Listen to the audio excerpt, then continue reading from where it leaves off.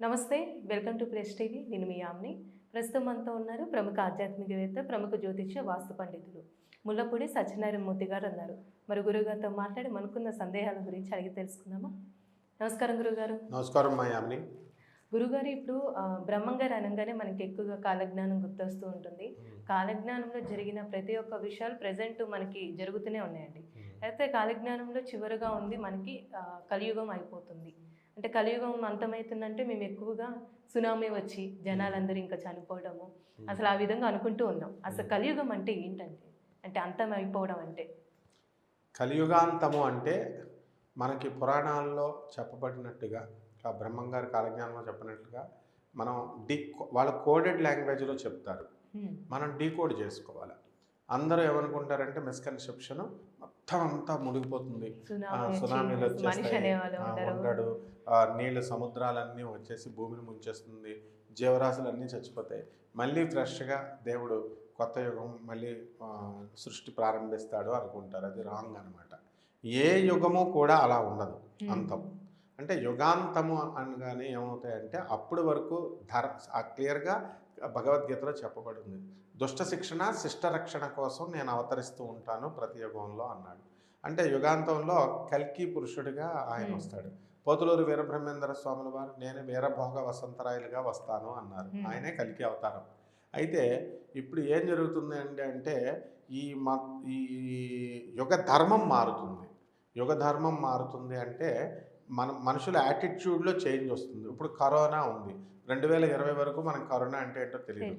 2020లో వచ్చి కొన్ని లక్షల కోట్ల డెడ్ బాడీస్ మనం చూస్తుండగా మన కళ్ళ ముందు పోయినాయి. సగం జనాభా తగ్గిపోయింది. అలాగే ఈ బ్రహ్మంగారు చెప్పినటువంటి కొన్ని నిర్దేశితమైనటువంటి ప్లేసెస్, నిర్దేశితమైన టైము ఉంది. ఆ టైం వచ్చేసింది అనమాట. దానివల్ల ఇంకా కరోనా ఎక్కడ తగ్గలేదు. అది ఊరికే కంట్రోల్ చేసాం. Prevention is better than cure పద్ధతిలో మనం అణిచిపెట్టు ఉంచాం అంతే, ఈ వ్యాక్సిన్స్ అవి వేసుకొని. ఇప్పుడు మళ్ళీ ఈ 2030 ఇప్పుడు యూట్యూబ్లో అన్ని చక్కర్లు కొడుతున్నాయి. 2030 ఆనందనామ సంవత్సరంలో కలియుగాంతం జరుగుద్దని మనకి పోతులూరు వీరబ్రహ్మేంద్ర స్వామి వారి కాలజ్ఞానంలో చెప్పారన్నమాట. 2030లో కలియుగాంతం జరగబోతోంది అని చెప్పారనమాట. అంటే ఎలా అంటే సంధికాలము అంటాం. ఇప్పుడు ప్రస్తుతం మనం సంధికాలంలో ఉన్నాం, కస్ప పీరియడ్ అని అంటాం. ఎలా అంటే పోతులూరు వీరబ్రహ్మేంద్ర స్వాముల వారు ఏం చెప్పారంటే 1962వ సంవత్సరంలో ఫిబ్రవరి 4వ తేదీన ఉదయం 9 గంటల నుంచి 11 గంటల మధ్యలో అష్టగ్రహ కూటమి పడుతుంది అని చెప్పారు. అష్టగ్రహ కూటమి పడగానే పోతులూరు వీరబ్రహ్మేంద్ర స్వాముల వారు అప్పుడు అచ్యుతాంబ అనే ఆమె ఉన్నప్పుడు ఆవుల్ని కాచేటప్పుడు ఇలాగా గుండ్రంగా గీత గీసి ఆ ఆవులు నా లోపలే మేయమని చెప్పి ఈయన రాసుకుంటూ ఉండేవారు కాలజ్ఞానం. ఇప్పుడు అవి కూడా అలాగే చక్కగా బయటకు రాకుండా చేసేది. ఆయన గీతకు అంత పవర్ అనమాట, మాటకు అంత పవర్. అప్పుడు కాలజ్ఞానం రాసినప్పుడు ఏం చెప్పారంటే ఈ తోక చుక్క వచ్చిన తర్వాత వీరబ్రహ్మేంద్ర స్వాముల వారు రాసినటువంటి ఆ కాలజ్ఞానాలన్నీ భూమిలో పాతేశారు. దానిపైన ఒక చింత చెట్టు వస్తుందన్నారు, వచ్చింది. ఈ యొక్క అష్టగ్రహ కూటమి అయిన తర్వాత మనకి ఆ చింత అయిన 5 నెలలకి మనకి ఈ యొక్క చింత చెట్టు పూస్తుంది అని చెప్పారు. అలాగే పూసింది. అందరూ పేపర్లలో రాశారు. అంతకంటే ముందు ఇంకోటి కూడా చెప్పారు ఆయన. ఈ కాలజ్ఞానం ఈ యొక్క అష్టగ్రహ కూటమి వచ్చేటప్పుడు కందిమల్లాయపల్లిలో వీరబ్రహ్మేంద్ర స్వామి వారి మఠంలో ఆయన గంటలు వాటంతకి అవే కొట్టుకుంటాయి అన్నారు. అప్పుడు దేవాలయంలో ఉన్న పూజారి జనం సాక్షిగా గంటలు వాటిలందరికీ అవే కొట్టుకుంటాయి, ఆగట్లా, మోగుతానే ఉన్న భయవేసి పంతులు గారు భక్తులు బయటకు వచ్చేసారు. ఆ మర్నాడు అవన్నీ కూడా పేపర్లో ఇవన్నీ కూడా వచ్చినాయి, ప్రజలందరికీ తెలిసింది. ఆ తర్వాత 5 నెలలకి చింత చెట్టు పూస్తుందన్నారు. ఆయన పాతేసినటువంటి చెట్ల మీద చింత చెట్టు వచ్చేసి తాళపత్ర గ్రంథాలపైన పూసింది. ఆ తర్వాత 5 రోజులకి అది చనిపోతుందన్నారు. అది చనిపోయింది. అది చనిపోయిన తర్వాత నుంచి ఇంకా సంధి కాలము స్టార్ట్ అయిపోయింది, యుగధర్మం మారిందన్నారు. ఆ లెక్క ప్రకారము యుగధర్మం మారిపోయింది. ఇప్పుడు అప్పుడు ఇంకోటి ఏం చెప్పారంటే 12 రాశులు కదా, అప్పుడు మనకి 11 రాశులు అయిపోతాయని చెప్పారు. 12 రాశుల నుంచి 11 రాశులు అంటే ఆకాశంలో ఇప్పుడు తోకచుక్కలు అవన్నీ ఉంటాయి కదా, అవన్నీ పేలిపోయి కింద పడిపోతాయి. అలాంటి ప్రమాదం కూడా జరుగుతుంది. జరిగిన తర్వాత 11 రాశులు అయిపోతాయి. ఈ విధంగా మా మా పోతులూరు వీర బ్రహ్మేంద్ర స్వామి వారంటే అందరూ ఇప్పుడు ఈ వీడియోలో చెప్పడం వల్ల ఏది మనము చిన్నపిల్లలు వాళ్ళు ఏమని చెప్తున్నారు, ఏదో చిన్న వ్యక్తి కింద వాళ్ళు చెప్తున్నారు. ఎట్లా అంటే ఉదాహరణకి ఇప్పుడు ఫస్ట్ ఫోన్ ఏంది వచ్చింది, 2G వచ్చింది. 2G తర్వాత ఏమొస్తుంది, 3G వచ్చింది. 3G తర్వాత ఏమొస్తుంది అని అడిగితే ఎవరైనా 4G అని చెప్తారు. 4G తర్వాత 5G అని చెప్తారు. అలా ఊహించి పోతులూరు వీరబ్రహ్మేంద్ర స్వాముల వారు చెప్పారు ఇంతే అని చెప్పేసి కొంతమంది పోరిగాళ్ళు వాళ్ళ పెడుతున్నారు. అది తప్పనమాట.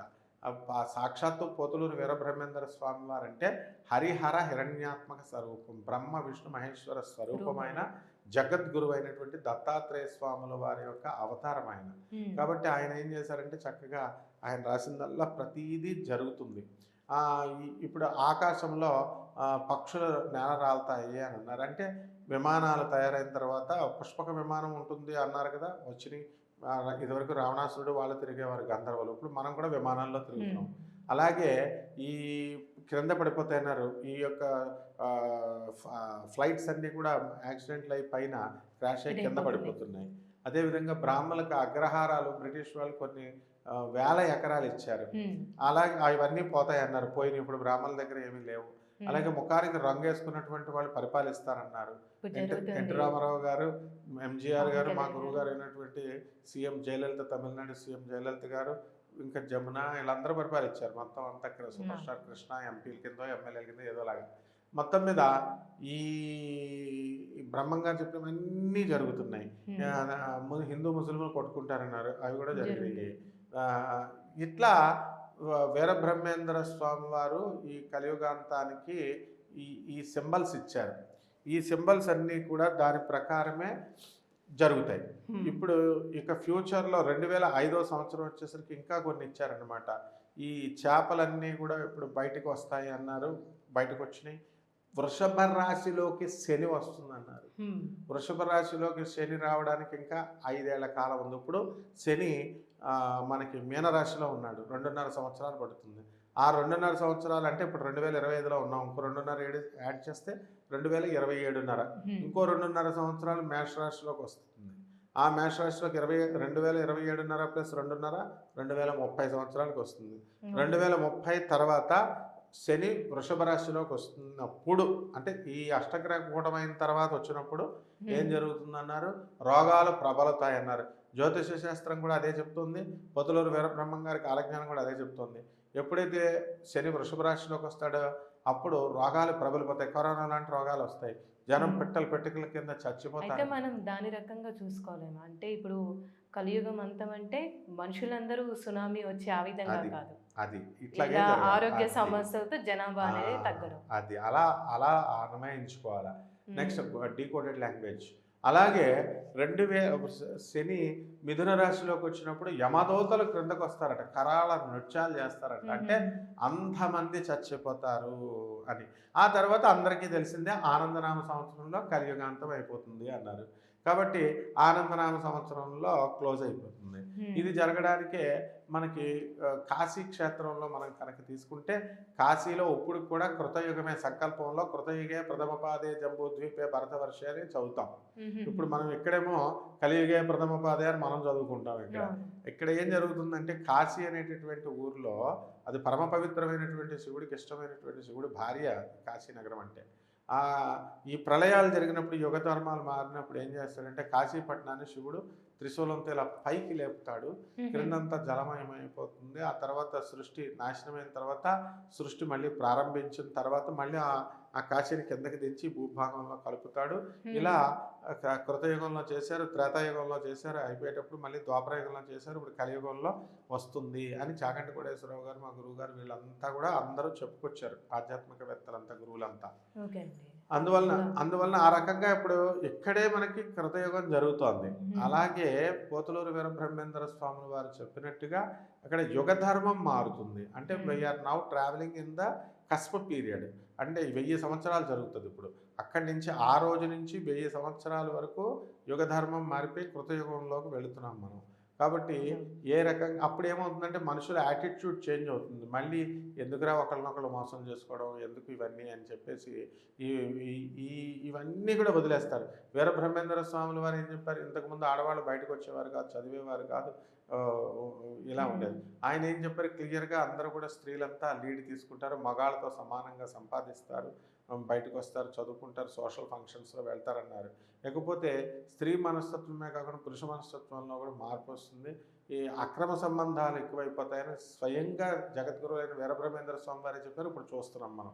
ఈ రకంగా ఆయన చెప్పినవన్నీ కూడా జరుగుతానే వస్తున్నాయి అన్నమాట. జరుగుతున్నాయి కూడా. ఇప్పుడు కలియుగాంతం కూడా ఈ ఈ కోవలోకే వచ్చింది. అందువల్లనే ఒక్కసారే ఉప్పెరిగా 2005వ సంవత్సరం నుంచి మనం అలాంటి వీడియోస్ చూస్తున్నాం. ప్రకృతిలో కూడా అలాంటి మార్పులు వస్తున్నాయి. అండ్ మనం ఆల్రెడీ ఇప్పుడు ఆ ట్రాన్సిషన్ పీరియడ్లో ఉన్నాము. అదే ఈ యొక్క ట్రాన్స్ఫర్మ్ అవుతుందన్నమాట. ఒక యుగం నుంచి ఒక యుగంలోకి ఎవల్యూషన్ అవుతుంది. కేవలము మనుషులే కాకుండా భూమి కూడా ఎవల్యూషన్ అవుతుంది. మానవుడు ఇప్పుడు కోతి నుంచి పుట్టాడని డార్విన్ సిద్ధాంతం చెప్తుంది. దాని ప్రకారమే ఇలాగా మార్పులు చేసుకుంటూ ఎవల్యూషన్ కింద వస్తుందన్నమాట. సో కలియుగాంతం పక్కాగా వీరబ్రహ్మేంద్ర స్వామి వారు చెప్పినట్టుగా జరుగుతుంది. ఓకే. చాలా చక్కగా తెలియదు గురుగారు. ధన్యవాదాలు. ధన్యవాదాలు.